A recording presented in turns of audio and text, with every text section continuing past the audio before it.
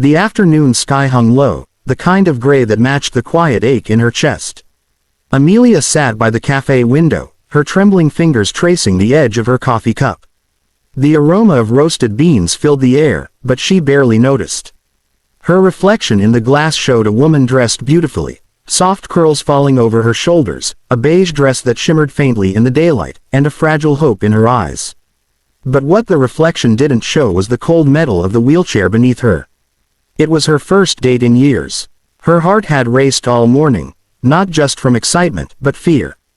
The man she'd met online had seemed kind. He said he admired her courage, her smile. He said none of it mattered. The accident, the chair, the pain. For a moment, Amelia had believed him. She'd spent hours getting ready, convincing herself she could still be loved. But that belief began to crumble with every passing minute. He was supposed to arrive at 1 o'clock. It was now 2:15. The seat across from her remained painfully empty. Sparkling heart, if you believe in kindness, courage, and the ripple of love, please like, comment, share, and subscribe to this channel. Your one click helps spread hope to millions. Sparkling heart. Amelia's phone vibrated once. Her heart leapt, only to sink again when she saw the message. I'm sorry. I can't do this. No explanation. No goodbye. Just 6 words that tore through her like glass. The tears she'd fought so hard to hide welled up and spilled down her cheeks. She covered her mouth, trying not to draw attention, but the pain was too raw. Around her, laughter floated through the cafe, couples smiling, friends chatting, life moving forward, while she sat there, broken, invisible. It wasn't the first time she'd been abandoned. 2 years ago, an accident had changed everything. One rainy evening, she was driving home from work when a truck swerved across the lane. The impact crushed her car, and her dreams. The doctors said she was lucky to be alive, but luck didn't feel like this. Luck didn't feel like learning to live without the use of her legs, without the freedom to dance, run, or even stand on her own. She lost her job soon after, then most of her friends. Some couldn't handle the discomfort of seeing her struggle, others simply drifted away.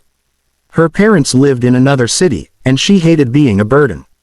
So, she moved into a small apartment, learned to navigate her world from a chair, and convinced herself she was fine. But today proved she wasn't. She felt utterly alone. Just as Amelia wiped her tears, a shadow fell across her table. She looked up, and her breath caught. A tall man stood there, dressed in a gray overcoat that perfectly contrasted his stormy blue eyes.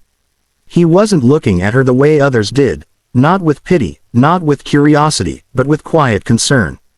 In his arms, he held a little girl, no more than 3 years old, dressed in a red coat and holding a small stuffed unicorn.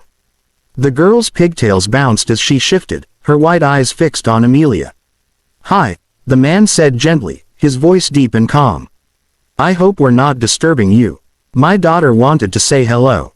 Amelia blinked, caught off guard. "Oh, hello," she managed, her voice barely above a whisper. The little girl smiled shyly. "You're pretty," she said, clutching her toy closer. "Are you sad?" Amelia's throat tightened. "A little," she admitted softly. Before she could say more, the man pulled out the chair across from her and sat down, balancing his daughter on his knee. "I'm sorry," he said. "We didn't mean to intrude. But I saw you crying, and she insisted we come over." He glanced at the untouched coffee cup and the faint trace of tears on her cheek. "I know that look," he added quietly. "I've worn it myself." Amelia frowned, curiosity cutting through her sadness. "You have?" He nodded slowly. 2 years ago, I lost my wife. Cancer. It was fast. One day she was laughing in the kitchen. A month later, she was gone. I didn't know how to live after that. I threw myself into work, built walls around everything, even her memory. But then, he looked down at his daughter. She came along. The only thing that kept me standing was realizing she still needed me to show her what love looks like. Amelia's gaze softened. The little girl had rested her head against her father's chest, playing with the unicorn's mane. Something about the sight, the tenderness, the raw love, cracked open something deep inside her. For a while, they just sat there in silence. The rain began to fall again, light at first, then harder, tapping against the cafe windows like a heartbeat. People hurried past with umbrellas, but the three of them stayed still, as if the world had narrowed to just their small table. Finally, the man spoke again. "Forgive me, I should have introduced myself. My name's Ethan." "Amelia," she replied. "Amelia," he repeated softly, as if tasting the sound. "Beautiful name." She felt her cheeks warm. It had been so long since anyone had said her name with such gentleness. Ethan looked thoughtful for a moment. "You know," he said, "my daughter, Lily, she's been asking a lot of questions lately about kindness. I tell her it's like a ripple in water. One small act, even if it seems tiny, can reach someone miles away. Maybe that's what brought us here today." Amelia smiled faintly. "Maybe." The rain slowed, turning to a soft drizzle. Lily climbed down from her father's lap and walked toward Amelia, her little shoes splashing in a puddle. Without a word, she reached out and placed her unicorn toy in Amelia's lap. Amelia blinked in surprise. "Oh, sweetheart, I can't take that." "It's okay," Lily said with a serious expression only children could pull off. "She helps me when I'm sad. Now she can help you." Ethan smiled, his eyes glistening with quiet pride. "Looks like you've been chosen," he said gently. Amelia laughed, a sound that startled her. She couldn't remember the last time she'd heard her own laughter sound so alive. For the first time that day, the heaviness in her chest lifted, even if just a little. Ethan glanced at his watch. "Listen," he said, "we were about to grab lunch. Would you like to join us?" She hesitated, her instinct to decline rising immediately. Years of rejection had taught her to expect pity invitations, the kind offered out of guilt. But something about Ethan's tone told her this wasn't that. It was genuine, and for once, she decided to say yes. They spent the next 2 hours together, eating, talking, laughing. Ethan shared stories about his late wife, his business, the challenges of raising a daughter alone. Amelia told him about her accident, her long recovery, and her fears of being seen as less than. Ethan listened without interrupting, his expression never turning to pity. When she spoke of her pain, he saw her strength. When she spoke of her fears, he saw her courage. And when she spoke of her loneliness, he saw her heart. Lily, meanwhile, insisted on sitting beside Amelia the entire time. She drew pictures on napkins and proudly showed them off. One of a princess with a unicorn, another of 3 people sitting together under a rainbow. "That's us," she said. Amelia felt something warm bloom inside her chest. Hope. Small, trembling, but real. When it was time to leave, Ethan offered to walk her home. She refused politely, but he insisted, saying it was raining again and he couldn't live with himself if he didn't make sure she got home safely. So they walked, him pushing her wheelchair gently, Lily skipping ahead in the puddles. When they reached her building, Ethan paused at the door. "Thank you," he said simply. Amelia frowned. "For what?" "For reminding me that broken doesn't mean beyond repair," he said softly. "And for showing Lily what real bravery looks like." Her eyes filled with tears again, but this time they weren't from pain. "Thank you for stopping," she whispered. "You didn't have to," he smiled. "That's the thing about ripples, Amelia.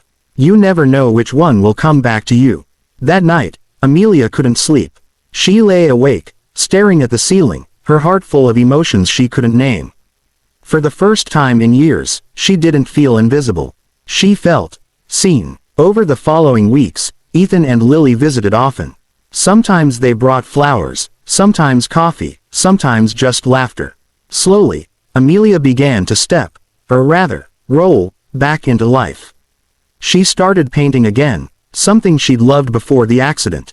She even began volunteering at a local rehab center, helping others adapt to life after trauma. Each time she saw Ethan, she noticed the way his eyes softened when he looked at her. It wasn't pity, it was admiration. A quiet connection began to grow between them, something fragile, beautiful, and real.